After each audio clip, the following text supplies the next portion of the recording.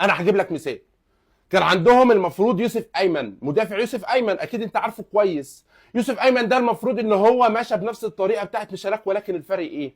الفرق ان يوسف ايمن شايف تعامل احترافي، شايف نادي عنده منظومه، ناس بتحترم نفسها، عنده رئيس مجلس اداره النادي الاهلي كابتن محمود الخطيب واقفه مشرفه، اعضاء مجلس اداره راسين هادين، ما بيطلعوش كل شويه بيتنططوا في الاعلام كده وبيتنططوا في التلفزيون زي حد كده مصاحب الصحفيين وبيعزمهم على قصر الكبابجي كل اسبوع وبيسرب لهم الصور بتاعه مجالس الاداره علشان ايه؟ علشان يرمي اللوم عليهم. ومش مصاحب صحفيين وبيطلع مع مهيب عبد الهادي ويطلع يدمع دمعتين علشان خاطر ايه؟ عشان هو فاشل. علشان هو فاشل، لا، وعنده اعضاء مجلس اداره ناس راسين وناس هاديين. فالراجل شايف المنظومه ده. طب انت عايز يوسف ايمن يشتكيهم ليه؟ ما الطبيعي والمنطقي ان الراجل يتنازل عن مستحقاته بكل ادب واحترام. الراجل راح الدحيل القطري، فرض نفسه في التشكيل الاساسي في الدحيل القطري اللي هو يعتبر اقوى فريق في قطر حاليا. انت متخيل يعني هو الراجل ما خدش فرصه في الاهلي. نفس قصه مشارك كده بالظبط، لقى نفسه مش مسيستم معاهم. انما مشارك في الناحيه الثانيه بيعمل معاك ليه كده؟ هو مش شايف تعامل احترافي، هو شايف اهانه، شايف تعامل، شايف عشوائيه، شايف رئيس نادي ملوش شخصيه، شايف اعضاء مجلس اداره هلافيت، شايف جمهور بيعلي اللعيبه على النادي. ليه بيعلي اللعيبه على النادي؟ اكرم توفيق وزيزو. اكرم توفيق وزيزو. انا عايزك تبص على موقف جمهور النادي الاهلي مع اكرم توفيق، وبص على موقف جمهورك مع احمد السيد زيزو. زيزو احنا بقالنا 7 8 شهور حرفيا بنتحايل عليه علشان يجدد، هل جدد لك؟ لا.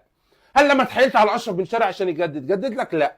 هل لما بعت الحلق بتاع الحاجه زينب علشان فرجاني ساسي، هل جدد لي؟ لا. طب ليه؟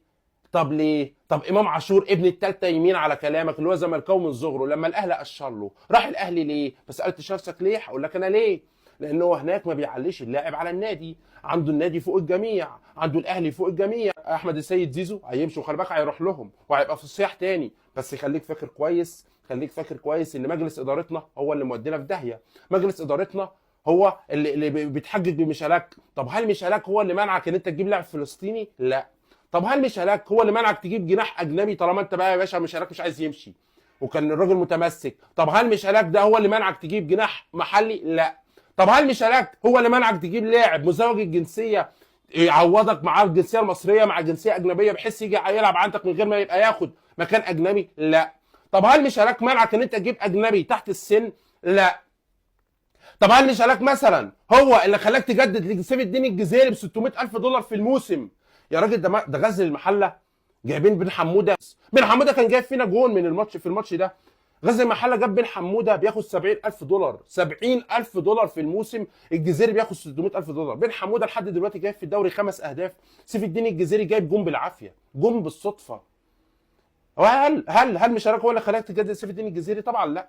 يا ابني اقسم بالله الفرق شاسع، الفرق شاسع قسما بالله. احنا رايحين في داهيه يا جدعان، والله لو ما فوقتوا احنا رايحين في داهيه.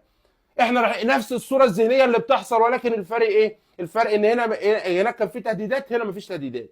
هناك كان في صوت عالي، هنا مفيش صوت عالي.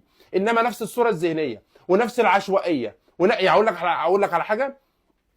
صلاه اللسان اللي كان ماسكنا قبل المجلس ده كان في حته مش موجوده عند المجلس ده. كان بيعرف يتصرف، كان بيعرف على الاقل خالص ان هو كان بيبقى محروم من الكابتن محمود الخطيب، فكان بيحارب علشان يجيب اي صفقه. يعني هو حتى بعد القفا بتاع بن شرقي كان هيقاوح، كان ممكن يجيب اي لاعب تاني اللي هو يردها الكابتن محمود الخطيب. مش هيجيب لاعب بنفس الجوده، ولكن على الاقل كان عنده دم. انما احنا وصلنا لمرحله ان احنا عندنا اداره اصبحت اساسا جدتها نحست خلاص من كتر الخوازيق ومن كتر القفا اللي بياخدوه من النادي الاهلي، فخلاص هم مش فارق معاهم الزمالك.